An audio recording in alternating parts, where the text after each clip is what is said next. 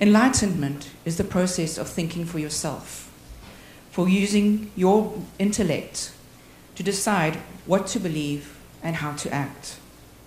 It means removing from the sheep mentality and examining things for yourself, deciding on your actions, deciding on your behavior, deciding how to behave in a rapidly changing society that's technologically driven and social media driven. What does it mean for you? The above definition requires you to reflect, more specifically, to self-reflect. The Merriam-Webster Online Dictionary, this definition of reflection is an opinion that you form or a remark that you make after carefully thinking about something, whereas self-reflection means careful thought of your own behavior and actions and beliefs. This is key. You're thinking about your behavior, your actions or your inactions towards yourself, towards others. You're thinking about your beliefs, whether they are harmful or good for others. So, what do I do about my self-reflection? The best way to explain is to tell you a personal experience that I had. I had this incredible fear of heights. By incredible fear, I mean it got to the point where I couldn't visit a friend in a high-rise apartment building because I would be walking along the side of the wall like this because the corridor was open on that side. I couldn't change a light globe. That was a nightmare. I couldn't walk down a flight of stairs because I would get dizzy looking down. Sometimes I fell down. And so when I was brushing my teeth, I would regularly ask myself, why is this fear growing? Why are you so scared? This is ridiculous. You've got to do something about this. Because it was really limiting. And so one day I found the courage to do something. I signed up for parachuting classes. Yes, I signed up to jump out of an airplane on my own. And so for 3 weeks I went for training. 3 weekends we practiced and we practiced and we practiced and eventually got to the time to climb into the airplane. It was a tiny little Cessna airplane. It sounded like a mosquito when it took off. And there were only space for 5 people, the pilot, the instructor, and the 3 of us that were going to jump. I was the last one to jump. So as I got close to the door, my fear just rose and rose. And it was my turn to be by the open door. I looked out and I looked down. Everything was these tiny little images on the ground. And I didn't know if I wanted to faint or vomit. So I looked at my instructor. He smiled. He says, out. I don't remember going onto the wing. The next thing I remember was staring at my white knuckles, hanging onto the side of the wings, looking down. There was 1,500 kilometers between myself and Mother Earth. I looked at my instructor and he said, jump. My hands betrayed me. My hands opened. Just pure reflex from the training. And the next thing I was falling in the space. My mouth opened and this terrible scream came out. I was supposed to be counting. And my parachute opened. And here I was floating. And I looked up. Everything was okay. I looked around. And I was like, wow, it's so quiet up here. And then I looked down. And I was, actually, this is not so bad. This feels really exhilarating. I grabbed the toggles and I started playing with the parachute and I started doing stunts. And when I landed, I wanted to go again. My fear was gone because it was a ridiculous fear. And it had been so limiting. And since then, I've done the highest gorge swing in the world. I've done zip lining. I've done hiking. Don't get me wrong, I still get scared, but it's a normal person scared. So how do I reflect? Overcoming my fear started a deeper self-reflection of growth, change. Self-reflection became a daily exercise and a call to action. Self-reflection means looking at yourself in the eye. I mean, literally take a mirror and look yourself in the eye. Ask yourself hard questions. Ask yourself about things that happened that day. How did I handle the situation? Could I have handled the situation better? Do I need to apologize for how I handled the situation?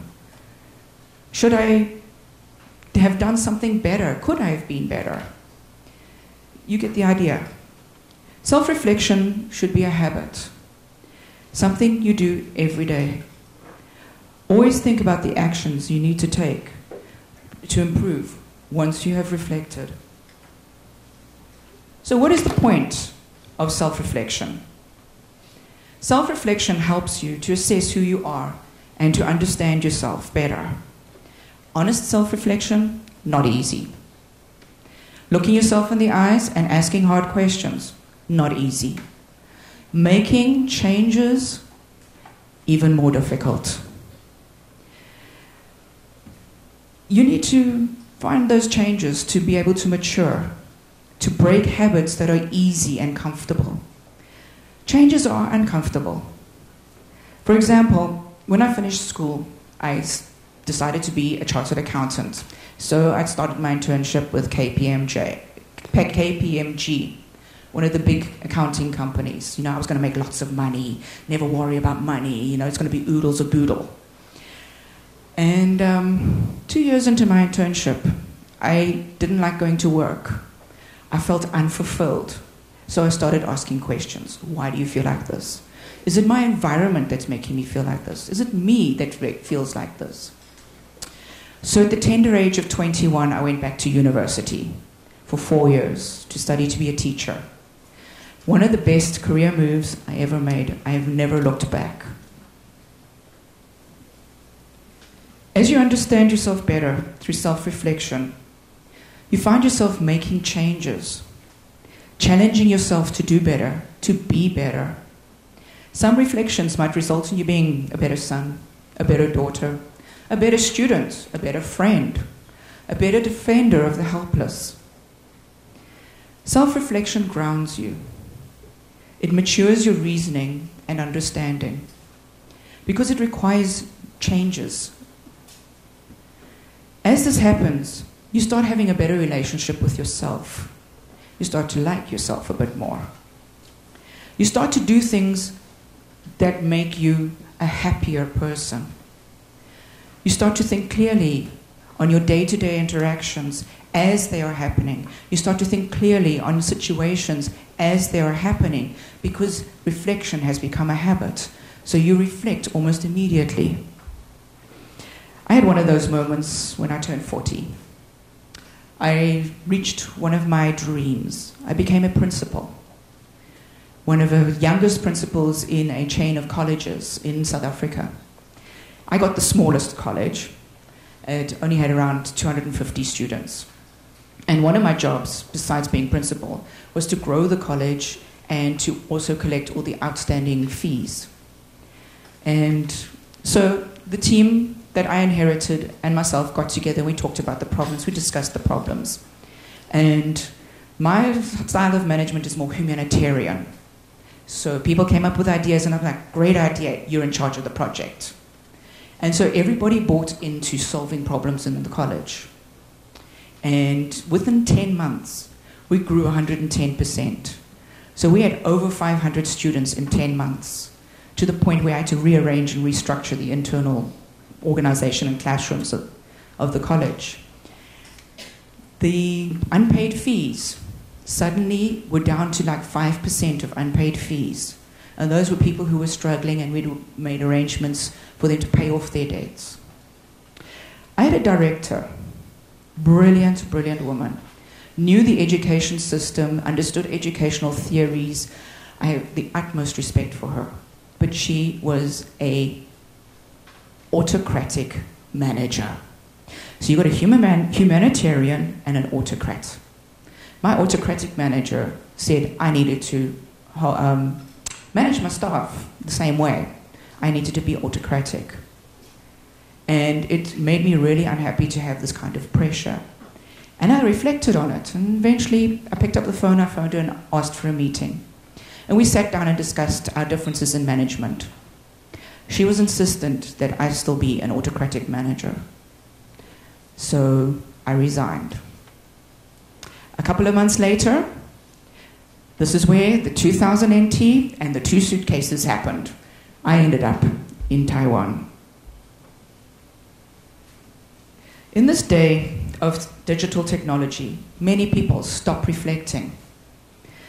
They're distracted by their smart devices and social media. I know, I'm guilty too. They spend countless hours on these devices. Social media creates a lot of influence, whether you realize it or not.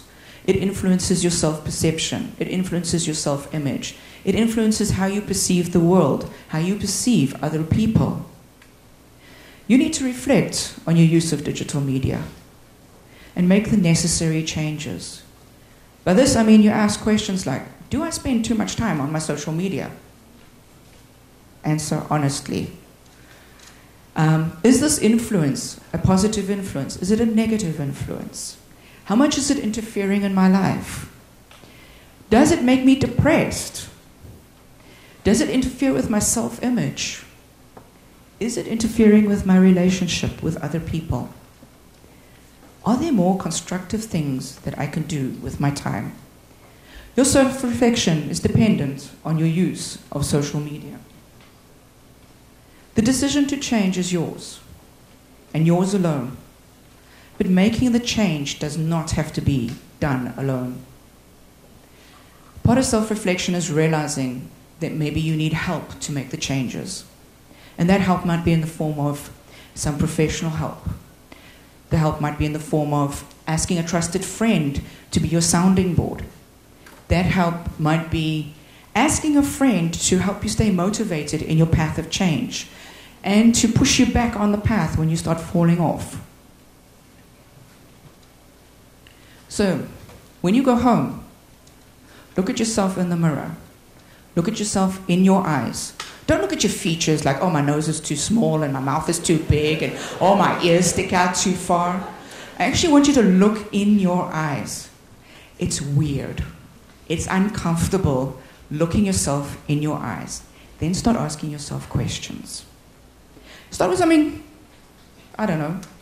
You can start with something complex like, who am I? Or you could start with something a little easier. What did I get out of this TEDx event that I spent my Saturday afternoon at? The great thing about self-reflection is that you can spend time on reflection. You don't need an immediate answer. Some questions require years, and the way you examine that question changes over time. Because you mature and your perceptions around you change. Some questions are repetitive in nature, like the question, who am I? Be proactive. If you're one of those people who walk around complaining about everything, we've all got friends like that, and they do nothing but complain, take a moment. Stop. Ask yourself, why am I complaining so much? What is the problem? What can I do? I'll give you an example. You know, people complain about litter. Litter in the ocean, litter on the beaches.